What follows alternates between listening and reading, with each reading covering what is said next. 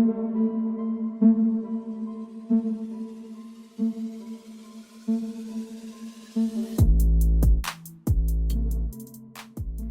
back, everybody, to another episode of Movie Social. We're your hosts, Working and Steph. What up? Today we're going to be doing a review for episode 2 and 3 of the HBO Max new series, Flight Attendant. And yes, if you have not watched episode 1's review yet, you can check it out, as it should pop up in the upper right-hand corner of the screen there. And yeah, all 3 episodes released officially on Thanksgiving Day. So you now have the ability to watch all 3. And I believe the new episodes will release each week. Hopefully they don't delay that. We'll have to see. And before we get into that review, if you like what we're doing on the channel with these reviews for movies, TV shows, video games, and anime, go ahead and subscribe to the channel. Give us a thumbs up. Turn on the notifications and share the channel with your family and friends. And so, Steph, how did you enjoy or how did you react to episode 2 and 3? So yeah, it's a very good series. It's like a murder mystery, and just the whole like writing, the characters, the acting. It's very, very good. Enjoying the first 3 episodes. And just, wow, it's a wow at every corner, at every turn has more twists and turns than you actually would think. And this series is very, very good. Thoroughly enjoying it so far. Okay, definitely. It's extremely entertaining. I mean, they're making a murder mystery and adding a splash of comedy into it, which is reminding me of the Netflix, I believe it's called Murder Mystery. With Adam Sandler and Jennifer Aniston. But this also has a lot of connecting the dots that are happening already within the first few episodes. Yes. It's like our main flight attendant here and her best friend / lawyer are all connected in a way, because it turns out she represents some of the people that are involved with the deceased family business. And I'm like, this is going to get real interesting. Mm-hmm. Who's behind this death? Because now we know, at least, that she might not have it's more than likely that she did not commit the crime, because at the time of death, there's actual evidence and witnesses that put her outside the room at the time of his death. Mm-hmm. Unless she laid some elaborate ruse to have his throat slashed automatically, while being drunk at the same time. I have to wait and see. Yes. I have a theory, though, but I'm not going to go there just yet. I want to know what was your favorite and least favorite for these 2 episodes. So, my favorite would definitely have to be the ending of episode 3. Like, she was like, this whole Miranda person is after her. And she's actually looking to find someone to prove who Miranda is. And then literally she runs into Miranda.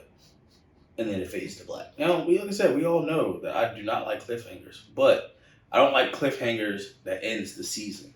Cliffhangers that goes off and that's going to end and then, continue in the next episode, absolutely fine.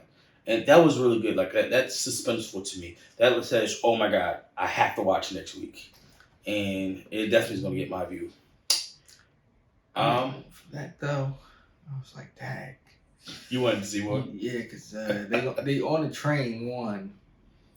She's been trying to kill her. She's been looking for evidence against her. And I'm like, something's going to happen on this train. We got witnesses out here, too. So not only is witnesses, not a lot of space. Nope.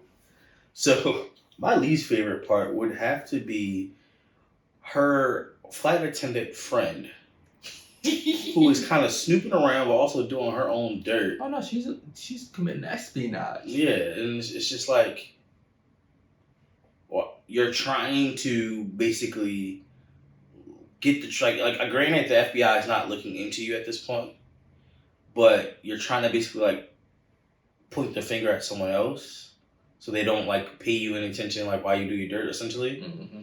So it's That's just what like, she's scared about. yeah. So it's like, oh, you dirty dog. You really doing some dirty stuff. I see you. Okay, okay. But yeah, yo, I hope she gets her comeuppance. I'll see. There could be more to that story. I mean, it could be. It could be. So I would need more details. But I feel like she, at this very moment, she needs her comeuppance. Okay.